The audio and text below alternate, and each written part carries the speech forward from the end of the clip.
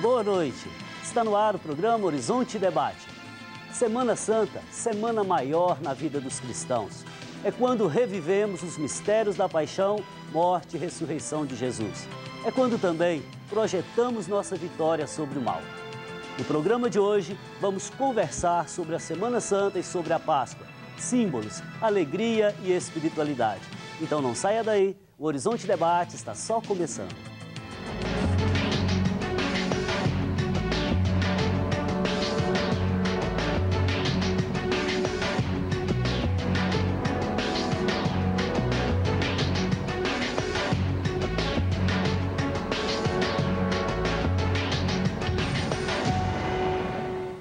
Participam conosco hoje o doutor em teologia, Padre Renato Alves, a psicóloga e Master Coach, Carla Couto, e o chefe do Departamento de Filosofia da PUC Minas, Padre Ibrahim Vitor de Oliveira. E claro, você também é nosso convidado a participar deste debate. Hoje estamos falando sobre a morte e ressurreição de Jesus Cristo. Então mande um e-mail para nós, horizontedebate@tvhorizonte.com.br ou ligue para o telefone 3209-0115. Caros convidados, boa noite. Sejam bem-vindos ao nosso programa para falar dessa tradição tão bonita no Ocidente, tão bonita na vida dos cristãos. Padre Renato, qual que é a origem e o sentido de se celebrar a Páscoa? Bom, primeiramente a Páscoa tem a sua origem no judaísmo, né? Significa a passagem da escravidão egípcia para a libertação. A própria palavra Páscoa significa passagem, trânsito de uma realidade a outra realidade. Depois isso foi incorporado na fé cristã e para os cristãos a Páscoa significa a passagem da morte à ressurreição. Ou seja, Jesus que deixa para trás os sinais de morte e revela a vida em plenitude, a vida plena que é a ressurreição. Ok, então Páscoa enquanto passagem, enquanto vida nova, né? Padre Ibrahim, ao celebrarmos a Páscoa, qual que é a especificidade da espiritualidade pascal? O que eu poderia dizer? O que ela traz assim de novo para o sujeito hoje? Eu penso que a Páscoa, a celebração da Páscoa, nos traz de novidade uma grande oportunidade para meditarmos sobre o sofrimento, sobre as dificuldades pelas quais o mundo passa, sobre as dificuldades pelas quais passamos em nossa vida, em nosso dia a dia. Eu penso que este é um momento bastante significativo nesse sentido. Talvez, eu digo, muito mais do que pensar a ressurreição, pensar o sofrimento, quem sabe, para ressuscitar, né? Do contrário, não haveria. Mesmo porque se o grão de trigo não cai na terra, ele não brota, não cresce, não germina. Agora, há aqueles que dizem que a Páscoa é essencialmente uma mensagem de alegria. O que você acha? É uma mensagem de alegria, mas eu penso que, fundamentalmente, para se ter essa alegria, é necessário pensar esses momentos de sofrimento. Né? Ok, a alegria que brota da cruz, naturalmente, da vitória sobre o sofrimento, sobre a cruz. Padre Renato. Mas não pode ser um culto ao sofrimento, porque o sofrimento é uma etapa para chegar à vitória na ressurreição. Então, porque muitas vezes as nossas igrejas enchem na Sexta-feira Santa e muitas vezes aquele mesmo público que vai na Sexta-feira Santa não vai nos momentos alegres do Sábado Santo e da ressurreição. Então, não pode ser um culto ao sofrimento, um culto à negatividade, mas tem que ser passagem para a celebração da vitória, da alegria, da esperança. Ou seja, a última palavra não é a Sexta-feira Santa, né? A última palavra é o domingo pascal. Ok, Carla, então nós estamos falando sobre o sofrimento. Ora, durante a Quaresma, normalmente a igreja nos convida aos exercícios penitenciais. Qual que é o valor pedagógico que você vê no exercício, por exemplo, do jejum, da esmola? Como que você vê esse valor? Sim, eu vejo a penitência como, olhando mais pelo olhar psicológico mesmo, até como se fosse quase que uma âncora mesmo, né? Como se fosse um lembrete, é uma conexão, de certa forma, até concreta, aquilo que a pessoa acredita. Eu vejo que o ser humano precisa muito do concreto, algo que ele possa agir, se comportar diferente, como um gancho para a reflexão. Então, desde que não haja exageros, vamos dizer assim, é uma grande oportunidade, sim, seja como uma forma da pessoa, uma tentativa, uma reflexão, um auto-perdão, oportunidade de, durante aquele momento da penitência, de reflexão maior. Então, eu acho muito oportuno para um processo de transformação da pessoa que a Páscoa favorece. Você acha que o jejum, por exemplo, o fato de eu me privar deste ou daquele alimento, ou mesmo da carne, ele me dá uma autoposse maior? Sim, eu acredito como se fosse um certo controle, ao mesmo tempo lidar com aquele desejo imediato por algo maior que eu pretendo alcançar. Acredito que sim. Tá.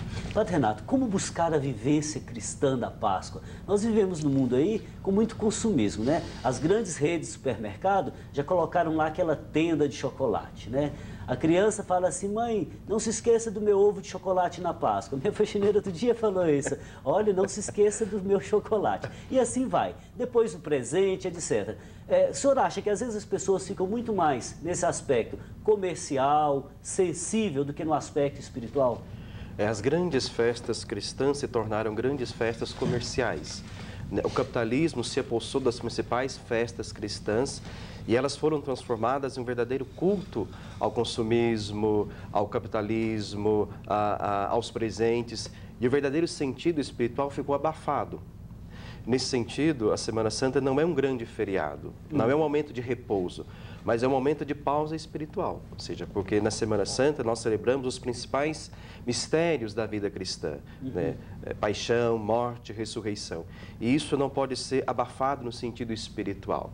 É necessário restituir à Semana Santa o seu verdadeiro significado espiritual, que ficou muito abafada, né? Por vários motivos, né?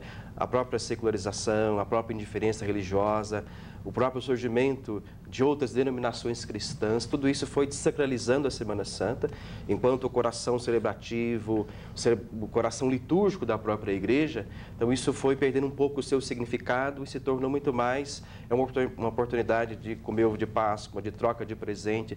Tudo isso tem o seu valor, mas não pode vir como primazia, porque a primazia da Semana Santa é a dimensão espiritual e secundariamente a dimensão do presente, do ovo de Páscoa. Como você fala, isso me leva a pensar que não se trata de uma visão moralista sobre o ovo de Páscoa, sobre o chocolate e etc.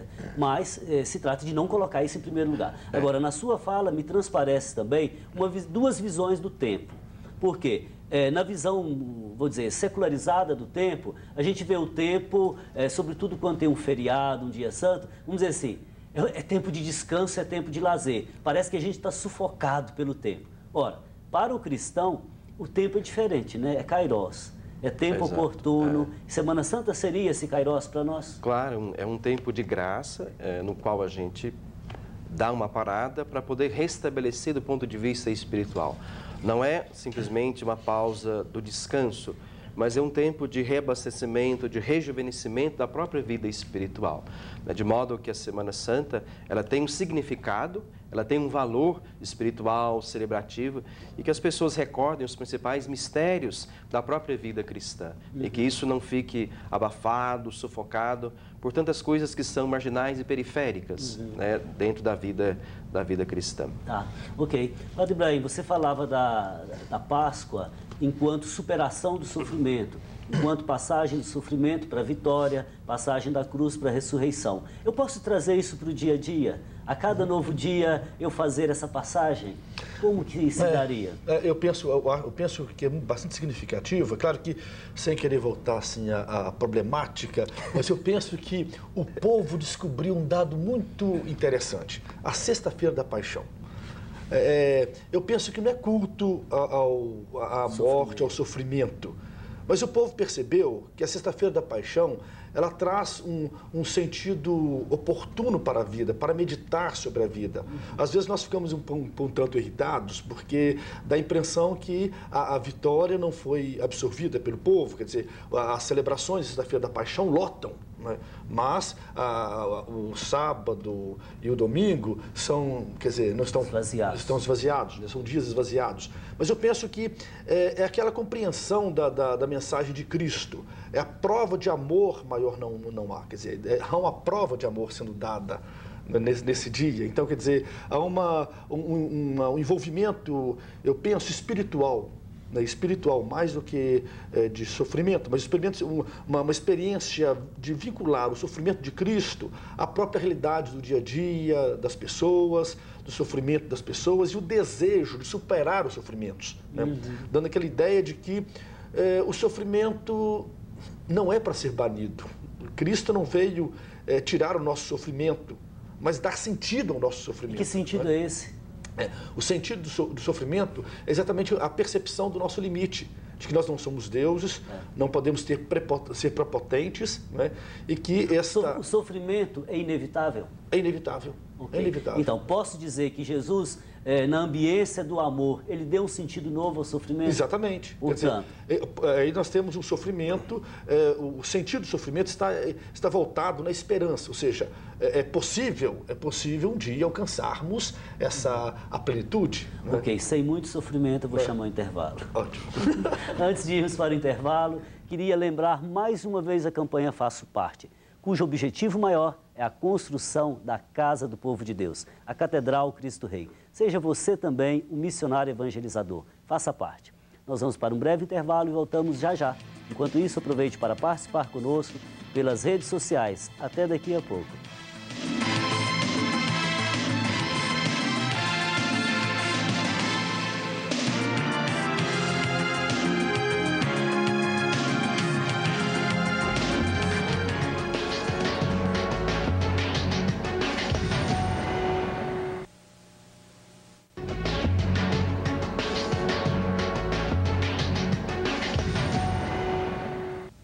Estamos de volta, hoje falando sobre a Semana Santa, o real significado da Páscoa e os limites do consumo. Nessa data, todos os cristãos se enchem de alegria, se revigoram. Então participe com a gente. Mande um e-mail para horizontedebate@tvhorizonte.com.br ou ligue para o telefone 3209-0115. Carla, nós terminamos o bloco anterior falando do sofrimento. Você acha que o ser humano sente alguma espécie de prazer ao ver sofrimento, ao falar do sofrimento? Isso é normal? Sim, acontece muito sim, falar sobre sofrimento. Às vezes, eu costumo falar que às vezes a pessoa se apaixona pelo próprio problema e ali, eu costumo falar, o problema não é ter problema, o problema é quando o problema tem você. Isso é a mesma coisa, acontece com o sofrimento. Ou seja, a pessoa se compraz naquilo. Justamente, se entrega e toma o controle da própria vida dela. O sofrimento, ele faz parte, desde que a pessoa consiga entender o propósito daquilo na vida, aí ela passa a ter uma outra história, uma outra relação com o próprio sofrimento. Mas acontece sim, e mais do que a gente imagina. Às vezes eu costumo falar com meus próprios clientes no consultório, ou com alguém que conversa comigo. Às vezes as pessoas se sentem como se elas não fossem merecedoras de algo melhor. E ficam naquela história. Agora, a Semana Santa é uma oportunidade para refletir sobre o sofrimento, inclusive sobre essa situação e sobre também nossos erros e limites, né? Isso é fundamental para a evolução humana? Sim, com certeza. Parar e silenciar-se. Hoje estamos na era do mundo do barulho, né? A era do barulho. É parar, silenciar, meditar, que uma boa missa, um bom grupo de oração, ou por que não psicoterapia, é o momento para conseguir atingir a esse silenciar-se, que é tão difícil no dia a dia. Então, diante da sociedade de consumo, você julga que a busca do espiritual, essa atitude de escuta, tem a prioridade sobre, por exemplo, o chocolate? Certamente, sem dúvida, né? Vende-se muito aquilo, como eu disse, o concreto fica na superficialidade. E a profundidade que está no ser humano por excelência fica de lado, infelizmente. Ok, então vamos falar agora dos símbolos. Padre Renato, quais são os principais símbolos da Páscoa e o que eles significam? Alguns são engraçados até. O círio pascal, a vela, aquela vela que é abençoada no sábado santo, que simboliza o Cristo luz, significa a luminosidade da ressurreição. Tem o ovo de Páscoa, como símbolo da fertilidade, símbolo da vida nova. Tem o girassol, tem o coelho, que também é símbolo da fertilidade, símbolo da geração, da multiplicação da própria vida. Tem também o girassol, né, como símbolo da luminosidade, como símbolo da irradiação da própria vida, porque também a ressurreição significa uma explosão de vida, uma irradiação de vida. Então, o girassol, enquanto uma flor, simboliza também a irradiação luminosa do próprio Cristo. Então, início Páscoa, da primavera. Tá. Então, Páscoa é essencialmente mensagem de alegria. A pensar é mensagem de alegria, uma mensagem de esperança. Eu acho que, sobretudo, esse binômio, alegria e esperança, andam de braços dados. Eu quero me corrigir. Por quê? Quando eu falo essencialmente uma mensagem de alegria, é uma alegria que brota da vitória sobre o sofrimento, da vitória sobre a cruz. O que mostra que a morte, o sofrimento e todas as negatividades não têm a última palavra sobre a vida. Mas a última palavra sobre a vida é a própria vida. Ou seja, Jesus ressuscitando, ele decreta a morte da própria morte. E decreta também um espaço de alegria, de esperança, e mostra que a vida na ressurreição ela é recriada, é reinventada, ou seja, a vida ela não tem o seu ponto final com a morte, mas ela segue nas trilhas da eternidade. Ok. Padre Ibrahim, e com relação ao significado, por exemplo, do Domingo de Ramos? Semana Santa começa com o Domingo de Ramos. Que significado tem esse dia? Naturalmente, relembra exatamente a entrada de Jesus em Jerusalém, né? O povo que o acolhe, né, com ramos estendidos, né, o acolhe como um verdadeiro rei, né, estendem também as roupas pelo chão, né, no sentido de acolher um Deus, acolher alguém que é o Messias, né? E, ao mesmo tempo, o Domingo de Ramos traz essa ambiguidade, porque simboliza também o nosso erro, o nosso pecado, digamos assim. Nós somos capazes de, ao mesmo tempo, anunciar uma vitória, anunciar o rei, o Messias, e, ao mesmo tempo, somos capazes de denunciá-lo, digamos, de depor, de gritar, crucifica. Então, quer dizer, o Domingo de Ramos comporta esta ambiguidade. Né? Sim, Padre Renato? Eu acho interessante no Domingo de Ramos que Jesus entra montado em um jumento em Jerusalém.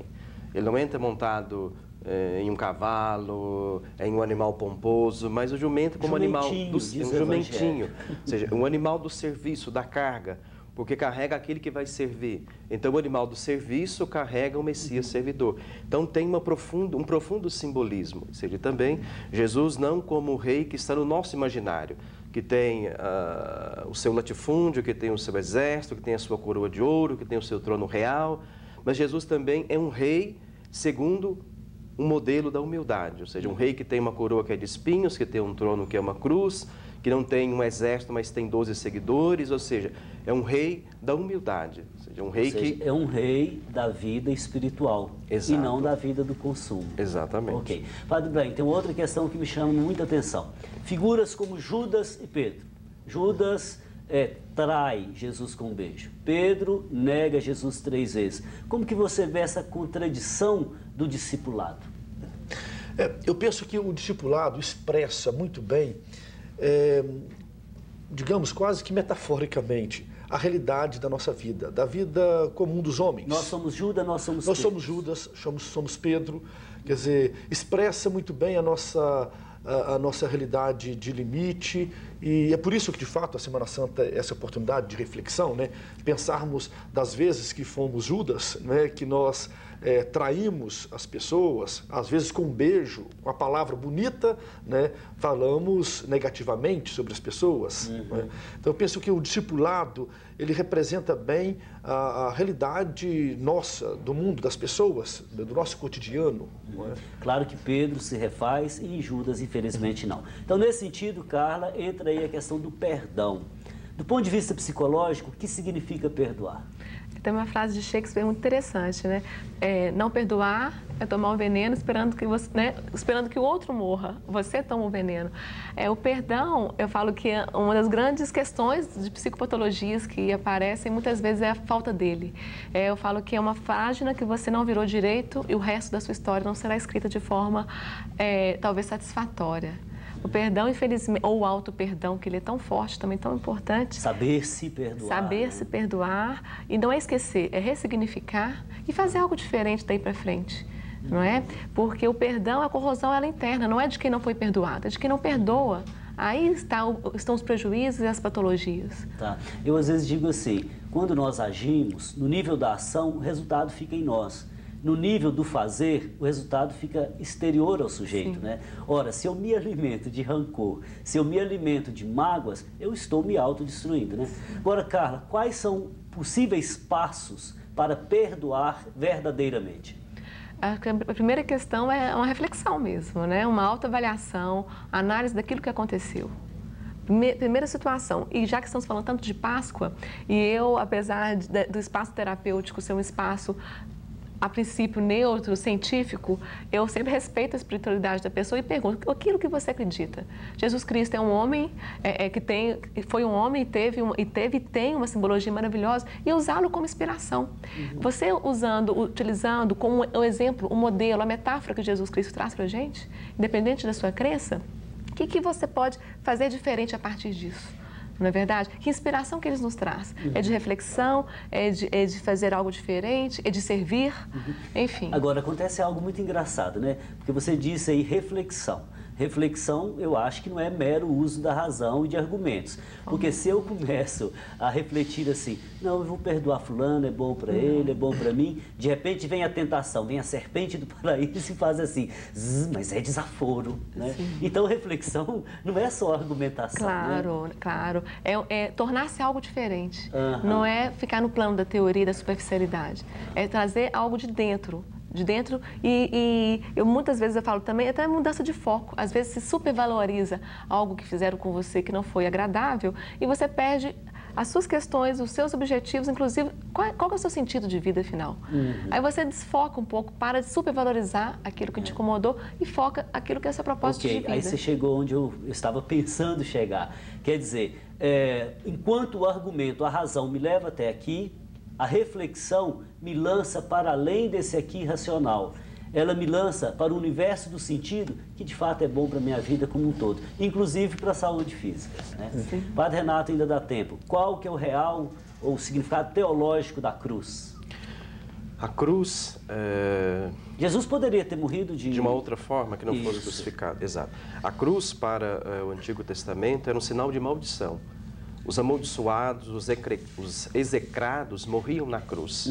Os ladrões morriam na cruz. Então ela tem um sentido bastante negativo. E o próprio livro do Deuteronômio retrata isso. A cruz como sinal dos amaldiçoados. Só que a morte de Jesus na cruz deu um novo significado para a cruz. Não mais sinal dos amaldiçoados, mas dos redimidos. Ou seja, contemplando a cruz, eu me recordo daquele que morreu na cruz e reconheço que a minha salvação também está na cruz. E daí nasce toda uma espiritualidade em torno da cruz. Depois, a crucifixão também era uma das principais formas de execução, segundo o Império Romano. Tá, ok. Nós vamos chamar o intervalo e voltamos já. Nós vamos para um rápido intervalo e voltamos já já. Enquanto isso, aproveite para participar conosco. Faça sua pergunta pelo telefone 3209-0115 ou pelo facebook.com/Horizonte Debate TV. Voltamos daqui a pouco.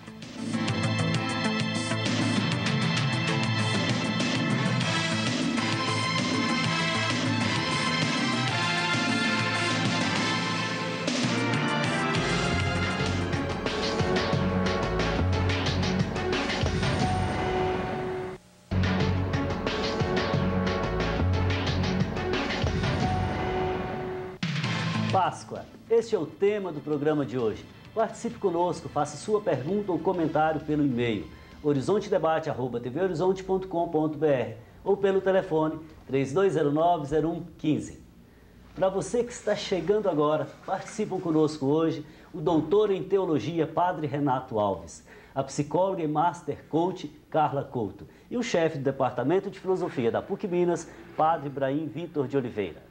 Retomando o nosso debate, falávamos sobre o significado teológico da cruz e eu dou a palavra novamente ao Padre Renato e depois ao Padre Ibrahim. Sim, como eu dizia no bloco anterior, para a fé cristã, a cruz não tem um significado de maldição, mas de vitória. Ou seja, porque eu, contemplando a cruz, me recordo daquele que venceu a própria cruz. Porque a cruz não tem a palavra definitiva sobre a vida de Jesus. Então, cruz, mas é a ressurreição. Cruz não significa dor, sofrimento. Significa um grande amor. Significa um grande amor, em relação àquele que abraçou a cruz. Tá. E depois, a cruz também revela que cada pessoa tem a sua cruz. O próprio Jesus disse que quem quiser me seguir, toma a sua cruz e venha e me siga. Quer dizer, assumir a cruz também é assumir a própria responsabilidade, porque eu não posso colocar nos ombros do outro uma cruz que é minha. Então, cada pessoa carrega a própria cruz. Tá. Eu posso até colaborar com uma outra pessoa, mas a cruz revela aquilo que também é meu. E tem toda uma espiritualidade em torno da cruz que nós chamamos de estaurocêntrica.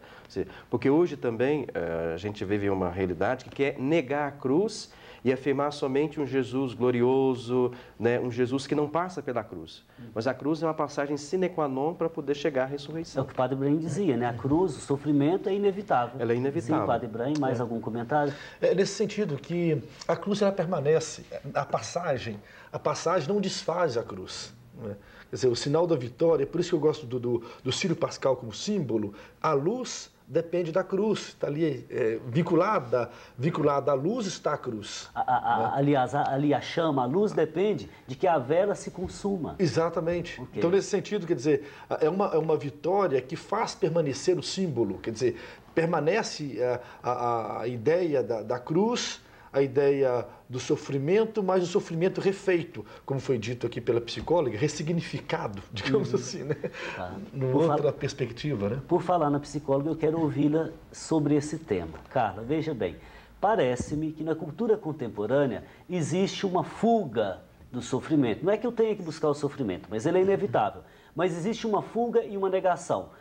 Negação, por exemplo, de que a vida passa, negação da morte, negação do sofrimento. Há uma verdadeira cultura da estética. Como que você vê isso? Isso é real mesmo? Sim, infelizmente sim.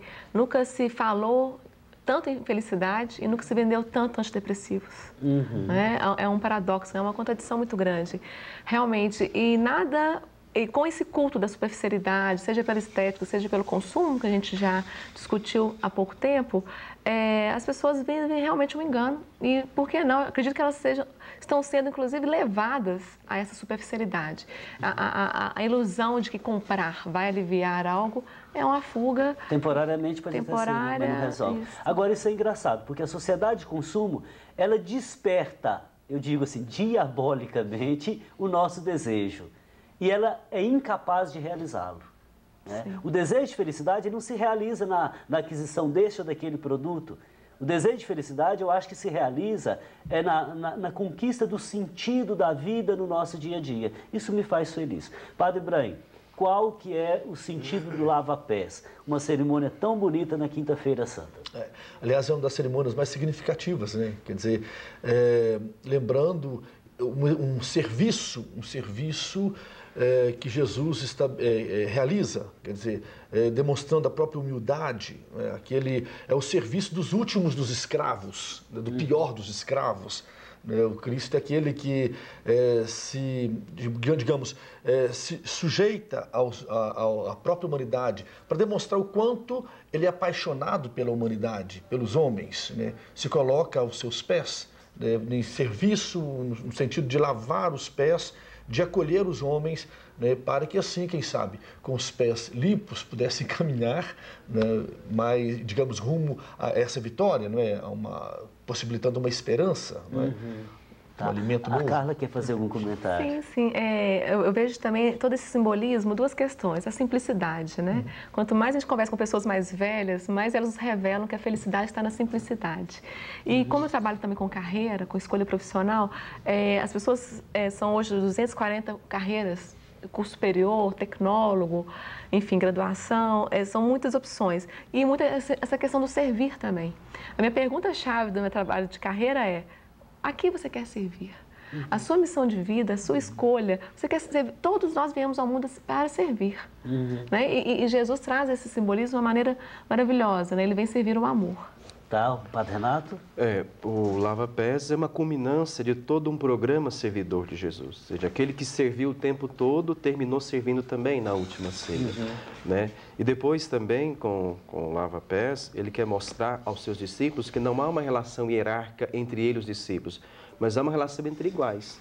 Tanto é que ele fez um serviço que era dos últimos, porque ele se fez último o tempo todo. Então, ele, como se fez último, até no momento culminante, ele se tornou um último. Tá. Mas e o que significa ali na cena do lava-pés, Pedro? Não, os meus pés o Senhor não vai lavar. O que significa isso? Quer dizer, ele queria lavar o corpo todo, ou seja, ele queria se banhar todo para poder ser todo do Cristo. Né? Ou seja, é uma lavagem total para ser todo dele. Ou seja, aquele que tinha negado 3 vezes, reafirmou 3 vezes que o amava, então quer ser todo dele.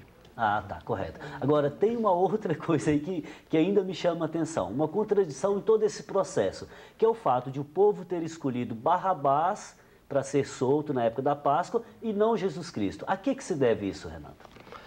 Mas acredito que seja, porque ficou aquele jogo de empurra-empurra entre Pilatos, Herodes, e depois o povo queria que Jesus fosse crucificado e que fosse solto Barrabás. Sobretudo por uma questão de blasfêmia, porque foram 2 os motivos que conduziram Jesus à morte. Primeiro, a blasfêmia, porque ele se dizia filho de Deus. Depois, porque ele também era considerado um agitador das massas, alguém como que persuadia o povo contra o Império Romano. Então, o povo preferiu a morte de Jesus e a libertação de um prisioneiro como Barrabás. Então, nesse sentido, as autoridades romanas interferiram na decisão do povo, solta Barrabás. Porque, na verdade, as autoridades romanas não viram culpa em Jesus. Mas o povo é que pediu a pena de Jesus, a crucifixão. Mas o Pilatos lavou suas mãos. Né? Pilatos depois mandou para Herodes, ficou aquele jogo de empurra-empurra. E eles acabaram cedendo à vontade da massa. Ok. É a contradição do Domingo de Ramos, né? O mesmo povo que canta Hosana, o filho de Davi, e grita, crucifica-o, solta Barrabás. Padre Ibrahim, a vigília pascal no sábado à noite tem muita coisa bonita ali, né? Simbolismo do fogo, da água. Você podia comentar um pouco para nós? É interessante que nós chamamos de tríduo pascal, né? A quinta, a sexta e o sábado, como se fosse um único dia, né? E a celebração do sábado, da aleluia, é realmente, digamos, das celebrações mais simbólicas que eu conheço, né? Desmerece até a homilia, quer dizer, ele precisa, desnecessário, porque inicialmente ali a vinculação dos símbolos de fogo e água, né? Que logo no início, na bênção do fogo, né, do Sírio Pascal, que é derramado, que é, digamos, imerso na própria água, né, simbolizando uma vida nova, né, nós somos lavados, né, pelo fogo, né, lavados pelo fogo, quer dizer, purificados de fato, né, e depois, ao mesmo tempo, temos o canto Exultet. Da Exultet, exatamente, da luz, né? Um canto maravilhoso de Agostinho, né? Que lembra toda essa passagem, né? do lado do Mar Vermelho, e aqui também essa nova, o Cristo, que a novidade, com a novidade que Cristo propõe, principalmente a partir do próprio amor, né? Revelando o próprio amor. Né? Claro que falar da Vigília Pascal em poucos minutos é muito difícil, né? Eu queria ouvir o Padre Renato um pouquinho sobre a Vigília Pascal, porque há muitas leituras, né? Se relembra toda a história da salvação e trazemos isso para a realidade hoje. Primeiramente, Santo Agostinho chama a Vigília Pascal de a mãe de todas as vigílias, porque tem a Vigília de Pentecostes e outras vigílias. Então, Santo Agostinho a denomina de mãe de todas as vigílias. Depois, a vigília é uma floresta de símbolos, né? Como o Padre Ibrahim lembrava, né? Tem o simbolismo da água, da luz, faz todo um percurso pela história da salvação, desde o Gênesis, passando pelo Êxodo, Isaías. São 9 leituras bíblicas, né? Faz todo um percurso pela história da salvação, né? Demonstrando que na Vigília Pascal tem quase toda uma retrospectiva de toda a história salvífica, né? Culminando com a ressurreição de Cristo. Lembra até os santos, né? Todos os santos são cantados. Tem a ladainha, expressão de comunhão, né? Exato. Tá. Ok, vou voltar com a Carla, ainda dá tempo. Nós falávamos do consumismo, dessa busca de felicidade, onde ela não se encontra. Como, por exemplo, impor limites às crianças, nessa época, como em outras do ano, sem, por exemplo, deixar de lado a leveza, o lúdico da própria vida infantil. Sim. acho que até mesmo indo para o próprio lúdico, né? Há toda uma simbologia, né? O próprio ovo. As crianças realmente vão perguntar para as crianças, eu andei lendo algumas pesquisas, uma grande maioria vai associar ao coelhinho, à Páscoa, mas usar isso até como pretexto de uma conversa, de um bate-papo, de uma troca. O próprio ovo, o próprio coelhinho, eles não só o chocolate em si, mas tudo tem tanto simbolismo. Eu costumo falar com os pais, como falar de Páscoa, de falar de Jesus, eu costumo brincar com eles assim, vai falar com eles como se estivesse fazendo uma dinâmica de grupo, uma palestra, usar uma simbologia e falar isso para eles. E pode ser cantando, fazer um fantoche, uma brincadeira, sentar na altura da criança, dependendo, né, da idade dela, e conversar sobre isso. E os pais precisam lembrar, quem coloca o limite são eles. Ok, isso é muito importante, né? Porque a nossa cultura hoje, meio individualista, consumista, se a gente não tiver limite, aonde chegaremos, né? Padre Ibrahim, último comentário. O que você teria a dizer sobre aquela palavra de Jesus na cruz? Pai, perdoai-lhes porque não sabem o que fazem. Essa é uma palavra, aliás, a primeira palavra das 7 palavras, né? É exatamente o Cristo que se dá conta, que percebe claramente que os erros que fazemos, os fazemos às vezes sem a clareza, a consciência do que realizamos, do mal que realmente fazemos. O que não nos exime de responsabilidade. Absolutamente. Okay. Mas o que nos dá uma satisfação de viver, porque o perdão é uma realidade. Eu acho que é o grande amor de Jesus, né? Aqueles que o estão crucificando, Pai, perdoai-lhes, não sabem o que fazem. O Horizonte Debate vai para um rápido intervalo e volta logo. Aproveite para participar, ainda dá tempo. Horizonte Debate TV, Horizonte Debate, tvhorizonte.com.br.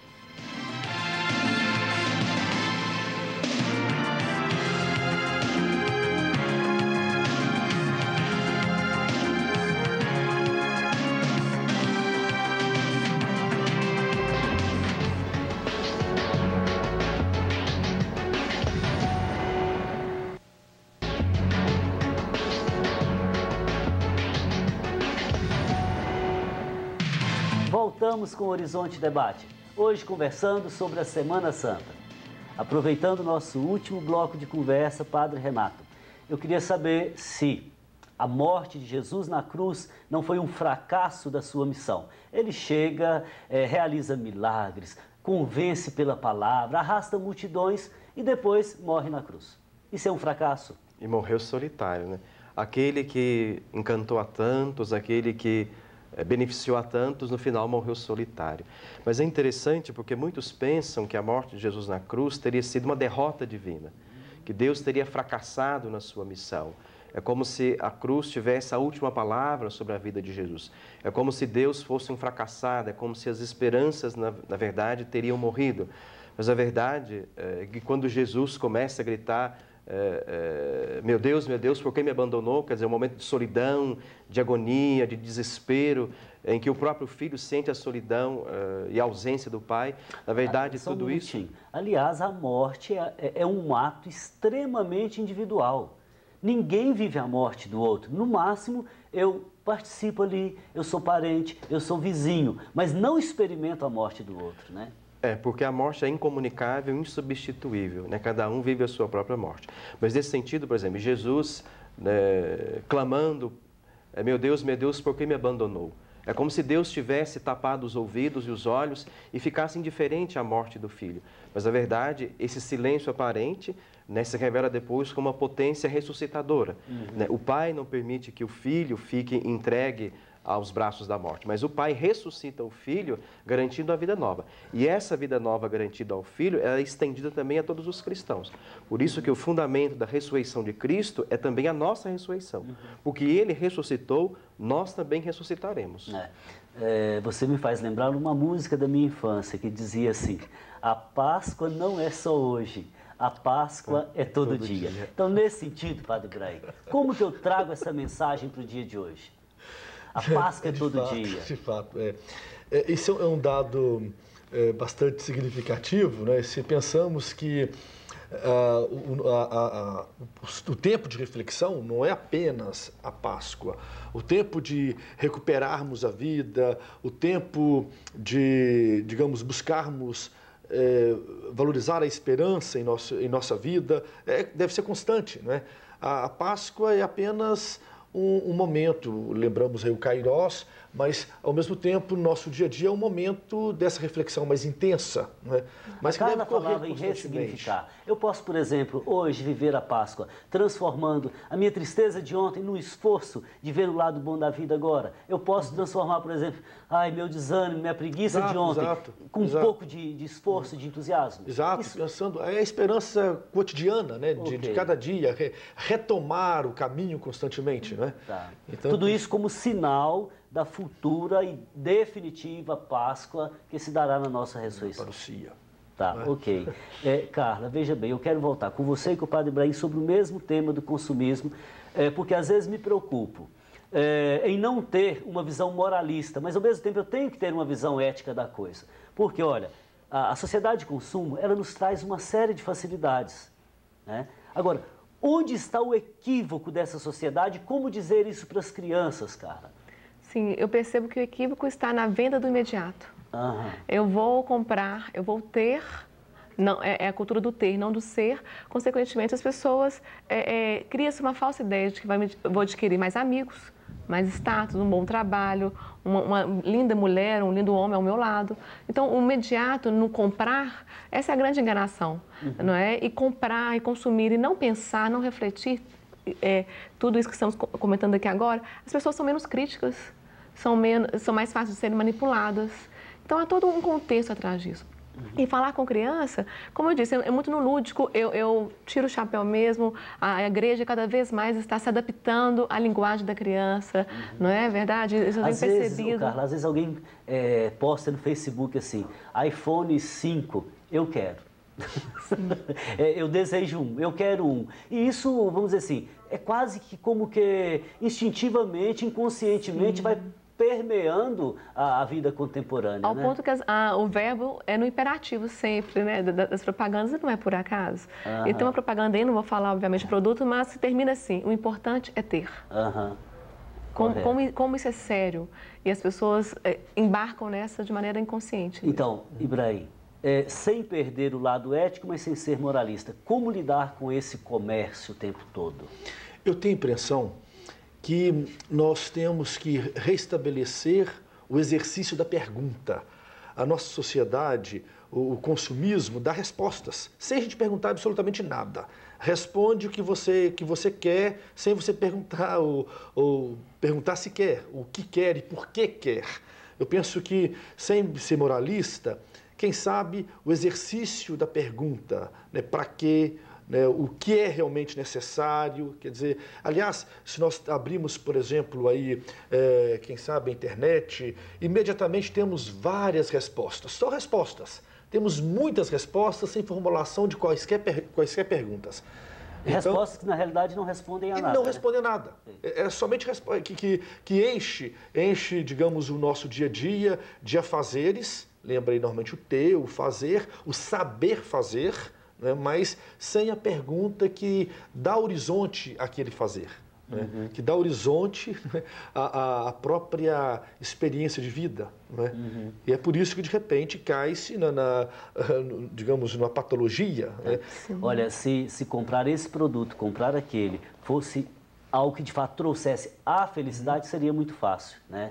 E a nossa estrutura biológica, psicológica, a estrutura da vida humana como um todo, ela mostra que a árvore não dá um fruto de um dia para o outro, né? Nós não crescemos um dia para o outro. Então é preciso construir a cada dia, um dia de cada vez, né?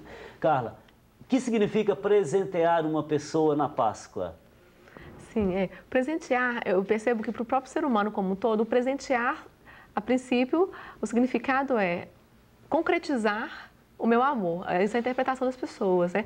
Poxa, ele me presenteou porque ele me ama. Ela gosta de mim. O presente significa algo, significa o amor, significa a proporção do carinho. Mas não é por aí, né? O presente, mais do que o próprio presente material, é estar presente. Eu acho que o grande presente da Páscoa, independente de ovos e chocolates, é presentear as pessoas que estão do seu lado com esse tipo de reflexão que estamos tendo aqui agora. Isso faz tanta falta e mais cedo ou mais tarde isso vai impactar na vida das pessoas. E como as pessoas estão carentes de algo a mais do que um presente físico e material, né? Tá. O presente, então, seria uma extensão do meu amor, mas não substitui. Não substitui, Ok. de forma alguma. Padre Renato, olhando o lado agora pastoral, quais seriam os principais incentivos, as principais atividades que a igreja sugere, prega, anuncia nesse período da Páscoa? Como viver a Páscoa hoje? Sobretudo com muita esperança, né? Porque nós não podemos celebrar a alegria da ressurreição e os cristãos permanecerem tristes. Então, a alegria da ressurreição ela tem que contagiar todas as pessoas, ou seja, todos os cristãos, aqueles que afirmam a sua fé em Cristo, né, eles devem ser irradiados pela esperança. Por isso que a Semana Santa, a Páscoa, é sobretudo uma mensagem de esperança, de alegria. A ressurreição de Cristo tem que contagiar todos. Não pode ser uma mensagem provisória, né, como você dizia, a Páscoa é todo dia, no sentido de que a esperança tem que ser esperada e renovada a cada dia. Né? Ou seja, o cristão ele se define como um cidadão da esperança, como aquele que espera, né? Ele espera de Deus, espera dos outros, espera de si mesmo.